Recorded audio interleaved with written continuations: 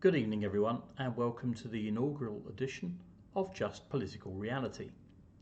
The show will cover topical issues and things that will impact all of our lives for decades to come. As a small c social and fiscal conservative, I'm going to aim to look at things through a very measured, nuanced, no hyperbole or fear of favour prism. Just political reality. As well as focusing on the UK, the travails of the economy and political class, the show will also look at emerging geopolitical and macroeconomic stories from across the globe. The intention is that guests will come onto the show who will come from a wide range of backgrounds. Of course, it's easy to engage with folks who think the same as you do, so there will be folks on from small c conservative think tanks in the coming weeks. But I'm also looking to invite on guests who fundamentally disagree with me, not just so we can have a good punch-up, as much fun as that is, but also to make sure that we maintain some balance. I am not interested in echo chambers. On to tonight's show, and we begin with, inevitably I suppose, Elon Musk's takeover of Twitter. And let's see what the impact that might have on free speech. After that, we'll run into the remnants of the French presidential race and have a look at what the impact of that is likely to be on both the United Kingdom and the wider Europe. We'll also take a look at how important the cost of living is as an issue for voter intentions in the local elections. And then finally, a quick review of whether or not Rwanda may just be a distraction, a diversionary tactic by Boris to move attention away from the real issue, which is in fact legal immigration, not least from South Asia. Let's get on with it.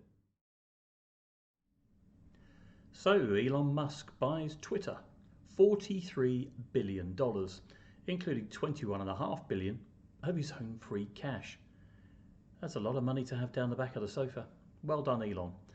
Now, what does that mean for you and me? Ordinary folks, free speech, that sort of thing. Well, I think the first test for Musk is to entice the Donald back onto Twitter. Yes, he's got Trump Social, but hey, Donald's never too fussed about burning investors. But no, in all seriousness, I think he should get Trump reinstated. And that obviously, from Trump's point of view, is a massive PR victory. But I also think it will benefit Twitter per se. Interestingly, the share price of Twitter had virtually halved in the previous 12 months before Musk began to get involved in the business. I never quite believed that he would stop at 9%. He's not that kind of guy. He likes it all. And good luck to him. I think he's got the business at a little bit above the right price, but you do have to pay a premium in a hostile situation. He's done that. He's won. The board have lost. Well done, Elon. So what does that mean for you and me? Well, what I hope it means is that Musk makes good on his promise of being a free speech champion. So no more 3-day bans, no more shadow bans, no more content warnings. Lots and lots and lots of those, not just around COVID-19. And they always seem to be, not exclusively, but largely for people who are right of centre. Now, we all know where Twitter is, we know where it's headquartered, and we know what often happens with Californian liberals. They're not very liberal at all. This misnomer that folks who lean left are liberal and progressive, it's nonsense. They're the most authoritarian of all in the current climate. Now, I'm not saying all people on the right believe in free speech, but I do, and I think most people do. It's okay to be offended. It's okay to be upset. It's okay to be annoyed, and it's definitely okay to disagree. I want Twitter to go back to being what it was 10 plus years ago. An open forum where everyone is free to debate as they see fit, from conspiracy theorists to the most revered of our political class. And why? Well, the old saying, Sunlight is the best disinfectant. It's true, it holds, make it real. So, from my point of view, do I believe that Musk will make this happen? I really, really want to, but I do have my doubts. When I look at some of the other businesses he's involved in, and I'm not talking about cars or putting people on rockets and sending them hither and thither, I do have concerns. Chips in the brain, chips in the hand, no, not for me. That all reeks of globalism. That all reeks of ID cards. That all reeks of authoritarianism. So not for me. I very much hope that on a siloed basis, Twitter removes its censorship, removes its police, removes its content warnings, and goes back to being a good old-fashioned public square in the digital space that everyone can access without fear or favour. I don't ask that other people are treated any better or any worse than me. I want them all to be treated the same, and that includes all the people that think the way I do, and absolutely all the people who don't. That's the whole point of free speech. I have grave concerns about the government's online safety bill, and whether or not that can potentially neuter even a Musk-led Twitter. But that's another story for another day. So, congratulations, Emmanuel Macron. Another 5 years as the President of France.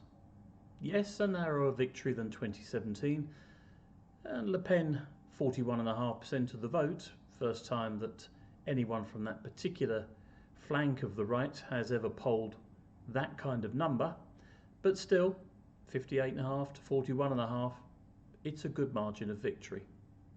But what does it really say about the direction that France is going in? Well, looking across both the first round and the second round, it's quite clear that with over 57% of the electorate voting for candidates that were outside of the mainstream, France is in a little bit of social disarray. From Éric Zemmour on the extreme right and Jean-Luc Mélenchon on the extreme left, with Le Pen, Macron and a variety of also-rans in between, the also-rans including the Républicains and the former Socialist Party.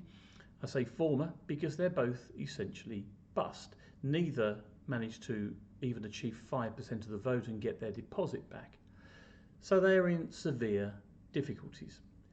What I think it means for France, Macron won't have this all his own way internally. There is a lot of unhappiness, and I fully expect to see a ramping up of the Gilets jaunes type protests. The French, after all, do love a good riot now and again. But I think in all seriousness that there are going to be issues with civil unrest in France right the way through to the next presidential election. There's an opportunity, I would call it a gaping hole, on the right of French politics for a big tent to come together from Zemmour and Le Pen all the way across to those that would consider themselves just right of centre.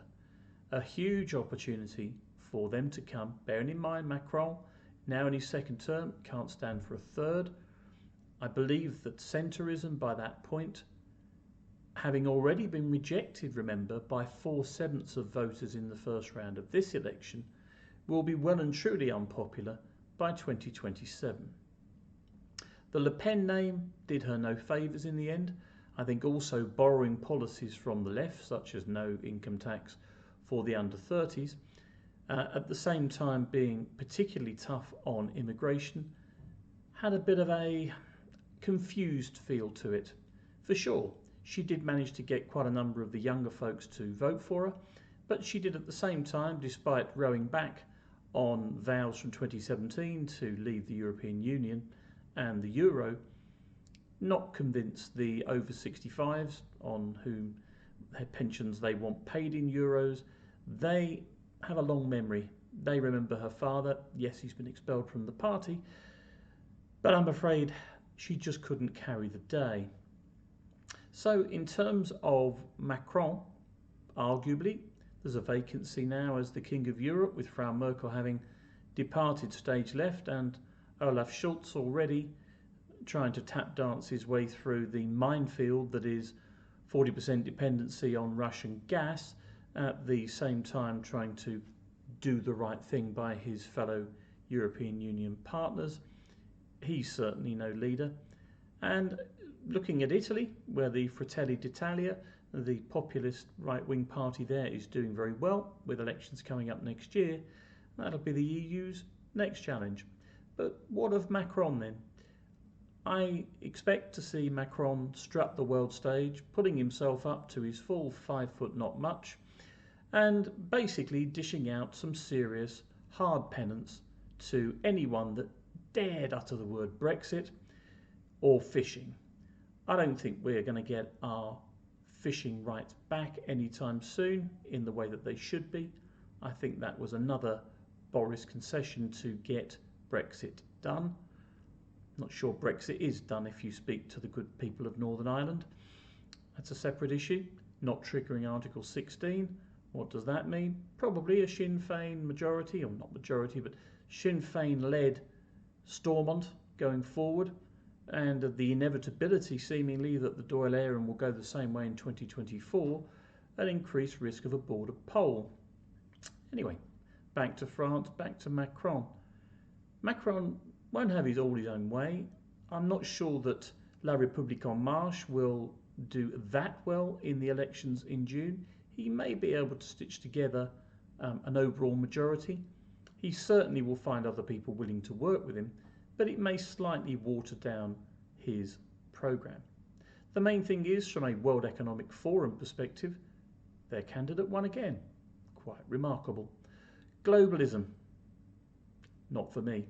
Anyway, turning back to the European Union and the thorny issue of direction and leadership. Macron is the perfect candidate to be the King of Europe. That's what he wants. That's what he desires. He's not really that bothered about the domestic French agenda, their own cost of living crisis. He's more focused on the big picture, because that's what he is, a big picture guy. All the best to the French. I think the French economy is in for a tough ride, but no more tough than what we're having here in the UK. I also think that Mélenchon could well be the kingmaker in the forthcoming elections to the National Assembly. So it'll be very interesting times to see over the next 6 to 8 weeks exactly how that all unfolds. Suffice to say, from where I'm sat, Macron is no friend of the UK. I don't think he's a friend of Boris Johnson. Had I been Boris, I wouldn't even have congratulated him on his victory. I'm sure the words would have stuck in his throat. And as much of a globalist as Boris is, him and Macron, they really are le chalk and la fromage. So, the cost of living. The local elections are now just 9 days away. Come round quickly, hasn't it? I think for Boris Johnson, the cost of living seemingly is not really biting yet, despite the data that came through last week around consumer spending, bit of a collapse, shall we say the least, in retail, and also consumer confidence. It doesn't seem yet to be having the full impact that I must confess I thought it would. Now, whether that's because the energy bills have only just hit the mats and the first direct debits are coming out at the end of the month, or whatever it is, seemingly there are other issues at play that are more likely to affect voters' intentions at next week's local elections. I did a poll over the weekend, 6-hour poll on a Sunday. I expected it to have very modest responses. It got over 2,000. 61% of people said that immigration would be their biggest single issue heading into the ballot box. This despite Rwanda, of which more later. 61%. Now, there's an argument to this that looks like, well, local people, local councillors cannot affect immigration policy. And that's true to a point, I suppose, but the effects of immigration affect local government. It affects schools, it affects hospitals, it affects transport, it affects social cohesion. So ultimately, it comes back to being a local issue. Now, I'm going to confess that it surprised me. The other major issue in the poll outside of immigration, ahead of the cost of living, bearing in mind that there were only 4 options, the second thing on there, 1 in 5 people said local issues, which is quite heartening. But for those Tory councillors who are facing re-election, I've been saying for some time that I think the Tories are going to get a drubbing. Now, there's nothing unusual about that. We're halfway through a parliamentary term. There is often mid-term disaffection with a government, but it is fair to say that in the last 6 months, from COP26 and Owen Paterson right through to the relentless media storm around Partygate, Cakegate and everything to do with COVID non-compliance, there has just been a tale of poor PR for the Tories. The Angela Rayner non-story in the Mail on Sunday is odious to say the least. I'm surprised they ran it, and I'm not surprised that Sir Lindsay Hoyle has asked to see the editor of the Mail on Sunday to ask him what on earth he was thinking. But coming back to the local elections, my prediction, given that there are relatively few seats actually being contested, is that the Tories will still lose a good chunk of them. I think somewhere between 750 and 1,000 seats. Had Boris got a second fixed penalty notice, then I think it could well have been north of 1,000. But my best guess is 750 to 1,000. I would guess the midpoint of that, around 850, is probably where it is. Now, it would seem that the number of letters needed to trigger a no confidence motion in Boris are rapidly approaching that 54 number again. It's all speculation though.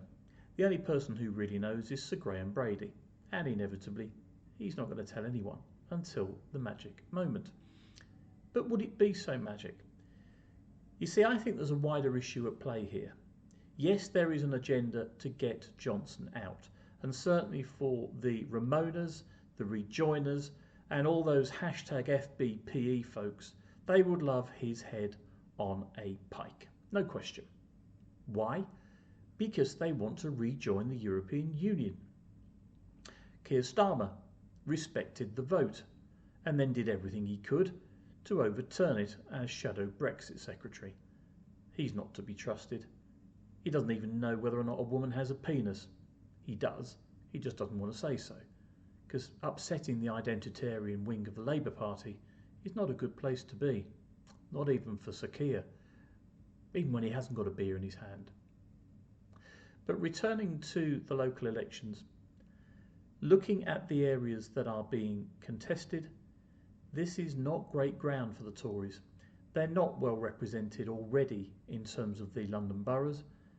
I think they have 7 out of the 32, and I expect them to lose at least 2 of those.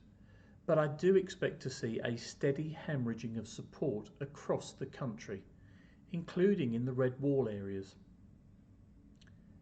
My best guess is that post the local elections, there may well be further fixed penalty notices for Boris Johnson.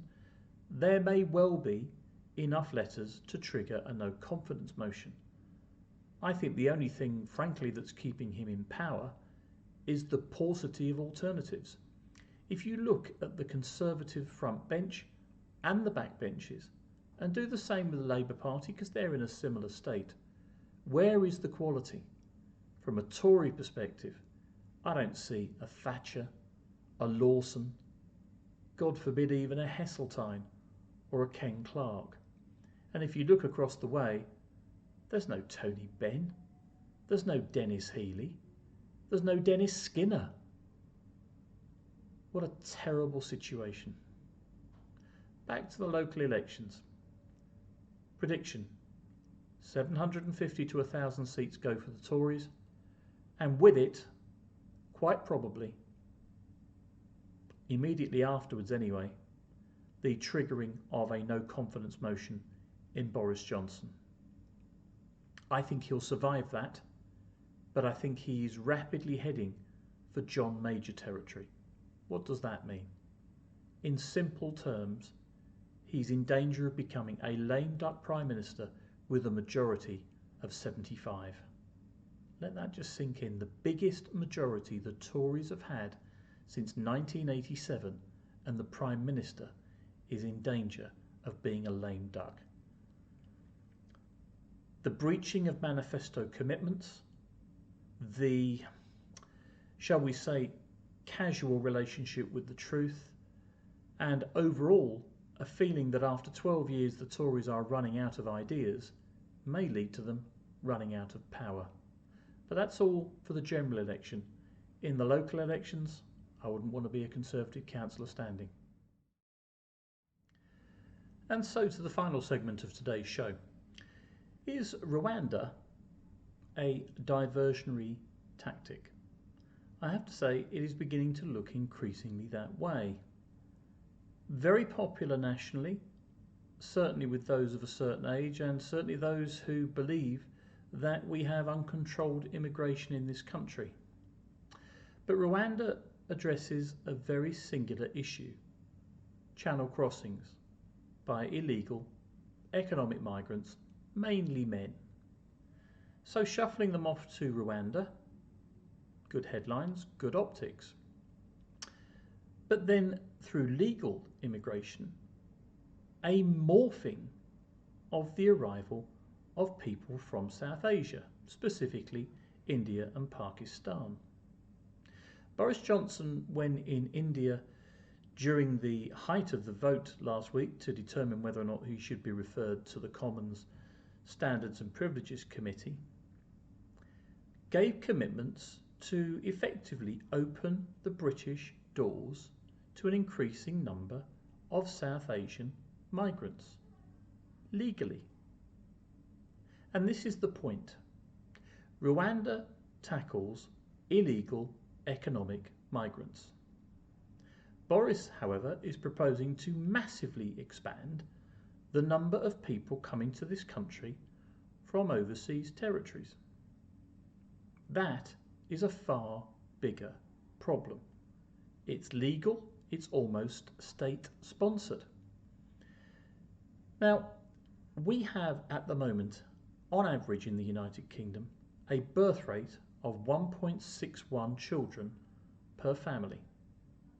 The sustainable birth rate for population replacement is 2.1 children per family. It has been that way for some time. It actually increased slightly this year. It was 1.58 per family in the previous year. But broadly speaking, we are now into sub-population replacement territory in a very big way. However, since 2003, when the EU accession countries were allowed free movement throughout the European Union, including the United Kingdom, until the time we finally left the clutches of the European Union through the end of the withdrawal agreement and period thereafter, we had an awful lot of people come here. Around 8 million is what the population has grown by over the last 20 years. So, is it any great surprise that the NHS is under enormous strain, that the education system is failing our children, that the transport system is gridlocked, that on just about every metric we are a fading force? We shouldn't be, but we are. Culturally, Britishness is being diluted, and that's not me being some rabid, racist, nasty, jingoistic, xenophobic horror. That's a fact. Because the majority of people now coming to this country don't even respect British values, British culture. there are no real attempts at immigration. Instead, what seems to be happening is an expansion of already heavily populated areas in which folks who have already arrived legally from overseas continue to grow their population. I don't think that's a good thing. This country has always been very embracing of genuine asylum seekers. If you look at our record on Hong Kong, on Afghanistan, and on Ukraine, we have more than stepped up to the plate. People will say the Home Office have failed with the visa system for Ukrainians, but the reality is over 70,000 visas have now been issued. And the majority of Slavs would like to be with their fellow Slavs. They want to return to Ukraine. So I don't think they see Great Britain as a long-term solution, any more than the 2.8 million now residing in Poland wish to stay there any longer than they have to. Nothing against the Poles, but they're Ukrainian. They want to live in Ukraine. And why wouldn't they?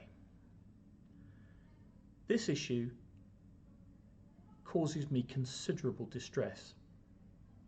And if you go back to the earlier point around the local elections and the importance of immigration to many people on the right of centre, it now begins to make more sense as to why so many, when polled, put immigration at the top of their voting intention criteria, even though it's local elections. Now, there is an argument to say they want to give Boris Johnson, the Conservative Party in general, a bloody nose. But I think people are genuinely concerned about the direction of travel in this country. Just to pop back to the birth rate point, in Scotland, 1.3 children per family. 1.3. And population replacement is 2.1. So it's all very well the Scots wanting independence, but who's going to inherit that independence? By the end of the century, there'll be no Scots living in their own country. Now, to me, this is a slippery slope. Boris Johnson promised to tackle illegal immigration, and I'm sure that the intention of Rwanda is good. But I am equally unconvinced that the intention in expanding South Asian immigration to the United Kingdom is not a good thing. You may feel differently. Let's see how this plays out in the coming weeks and months, but I have a feeling it will not end well. Thank you ever so much to all of you for watching the inaugural edition of Just Political Reality. I'm Chris Davies. I'll be back this time next week with another show, which will feature an interview with Ben Harris-Quinney, chairman of the Bow Group, the oldest conservative think tank in the United Kingdom. I'll also be looking at the situation in Russia and the forthcoming local elections in a little more depth than today. I hope you're able to join me then. If you've enjoyed today's show and you're not already, then please hit the subscribe button to make sure that you never miss one again. And if you're already subscribing, and even if you're not, please tell your friends that you think might be interested. And even if they're not your friends, if you think they might be interested, tell them as well. All the best, have a great week, keep well.